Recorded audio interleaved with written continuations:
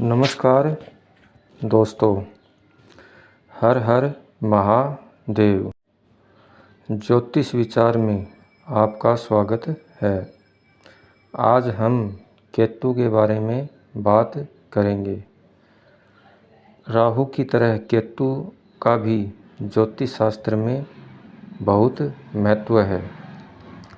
आज मैं आपको केतु के लक्षणों के बारे में बताऊंगा, जिससे आप जान पाओगे कि केतु आपकी कुंडली में बुरे परिणाम दे रहा है। इसके लिए कुंडली का ज्ञान होना ज़रूरी नहीं है। इस वीडियो में मैं आपको केतु के बुरे परिणामों से बचने के उपाय भी बताऊंगा। यदि आपके पास कुंडली नहीं है तो इन लक्षणों के आधार पर पता लगा सकते हैं कि आपका केतु खराब है या नहीं। और अगर आप चैनल पर पहली बार हैं तो चैनल को सब्सक्राइब करें और वीडियो को लाइक और शेयर करें। केतु भी राहु की तरह छाया ग्रह है। केतु राहु का ही दूसरा भाग है। राहु सर है तो केतु धड़ है। इसलिए राहु और केतु के लक्षण मिलते जुलते हैं। अब हम लक्षणों के बारे में बात करेंगे। केतु का पहला लक्षण है कि आपके ननिहाल में मामा या नाना की हालत खराब होना या दरिद्र होना। तो आप समझ जाइए कि आपका केतु बुरे परिणाम दे रहा है, क्योंकि ज्योतिष में नाना या मामा को केतु ग्रह माना गया है। अब हम केतु के दूसरे लक्षण के बारे में बात करेंगे, जो कि बहुत ज़्यादा महत्वपूर्ण है। पुत्र होने में तकलीफ़ या पुत्र होने में देरी हो रही है तो आप समझ जाइए कि हमारा केतु खराब है। केतु हमारे पूर्व जन्मों का फल देता है, इसलिए इसे भाग्य का ग्रह भी कहा गया है। शास्त्र कहते हैं कि हमने पिछले जन्मों में सबसे ज़्यादा ऋण जिससे लिया है और उसे चुका नहीं पाए हैं, तो वह इस जन्म में हमारा पुत्र बनता है और इस जन्म में उसकी सेवा करनी पड़ती है। बेटा होने में तकलीफ़ हो रही है तो समझ जाइए कि आपका केतु खराब है। केतु का तीसरा लक्षण, अगर आपको चर्म रोग या पेट से संबंधित ऐसी बीमारियां हों जो पहचान में नहीं आ रही हैं, जिसे डॉक्टर भी पकड़ नहीं पा रहे हैं, उसका कारण भी केतु ही है। केतु को वहम का कारण भी माना गया है। कई बार ऐसी बीमारियां होती हैं जो हमको लगता है कि बीमारी है और हम एक डॉक्टर से दूसरे डॉक्टर के पास जाते रहते हैं, लेकिन बीमारी का पता नहीं चलता है। इसका कारण भी केतु ही है। पैरों के नाखून खराब होना, पैरों में तकलीफ़ होना, किडनी की प्रॉब्लम या यूरिन की प्रॉब्लम होना, मानसिक तनाव रहने लगे तो समझ जाइए कि आपका केतु खराब परिणाम दे रहा है। लक्षण नंबर 4, जीवन में अचानक किसी दुर्घटना का शिकार हो जाना, जिससे हमें स्वस्थ होने में लंबा समय लग जाना। तो आप समझिए कि केतु खराब है और उसी ने ये समस्या को जन्म दिया है। ऐसी स्थिति में ज़रूर केतु की महादशा या अंतर्दशा चल रही होगी या गोचर में केतु कहीं कुंडली के खास भाव में बैठा है। केतु के लक्षण नंबर 5।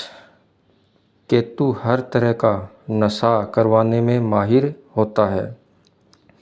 जुए और नशे की लत अगर हो गई है और हमसे वह छूट नहीं पा रही है तो समझ जाइए कि आपका केतु खराब परिणाम दे रहा है। नंबर 6। बहुत समय तक नौकरी छूट जाए और नौकरी नहीं मिले या लंबे समय तक बेरोजगार रहें, यह भी खराब केतु के लक्षण हैं। नौकरी हमें भाग्य से मिलती है। केतु भाग्य का देवता है। अगर हमारे जीवन में को चलाने के लिए धन नहीं है और नौकरी नहीं है तो समझ जाइए कि हमारा केतु खराब परिणाम दे रहा है। लक्षण नंबर 7। अगर हमारे काम करने की जगह हमारी पीठ पीछे हमारे छुपे हुए शत्रु हमारी बुराई करते हैं, इस बुराई से हमें नुकसान होता है, तो समझ जाइए कि आपका केतु खराब परिणाम दे रहा है। लक्षण नंबर 8। शास्त्रों में कुत्ते के काटने या सर्पदंश को केतु का कारक माना गया है। दवा का रिएक्शन कर जाना या शरीर में गलत दवा का प्रवेश कर जाना, इसका कारण भी केतु ही है। लक्षण नंबर 9। बिना गलती के हम पे आरोप लग जाना और फंस जाना। ऐसा प्रतीत होता है कि बिना गलती के फंस गया या जेल चला गया या मुकदमे हो गए या दूसरे तरीके से नुकसान हो गया जिसकी भरपाई करना मुश्किल है। उस व्यक्ति को ऐसा लगता है कि उसकी कोई गलती नहीं है, फिर भी वह फंस गया है। इसका कारण भी केतु ही है। कारण लक्षण नंबर 10।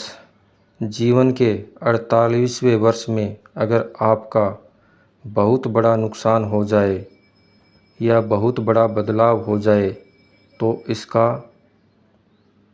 मतलब है कि आपका केतु खराब है।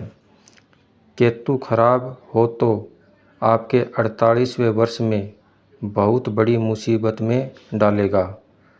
यह केतु का फिक्स नियम है, इससे कोई नहीं बच सकता। अब हम केतु के उपायों के बारे में बात करेंगे। अगर आप पूजा पाठ में विश्वास रखते हैं तो आपको गणेश जी की आराधना करनी चाहिए, क्योंकि केतु की तरह गणेश जी का भी सर धड़ से अलग हुआ है और भगवान गणेश जी का सर भगवान शंकर ने अपनी त्रिशूल से अलग किया था और केतु का सर भगवान विष्णु ने अपने सुदर्शन से काट दिया था। इसलिए केतु गणेश जी से सहानुभूति रखता है और गणेश जी की बात मानता है।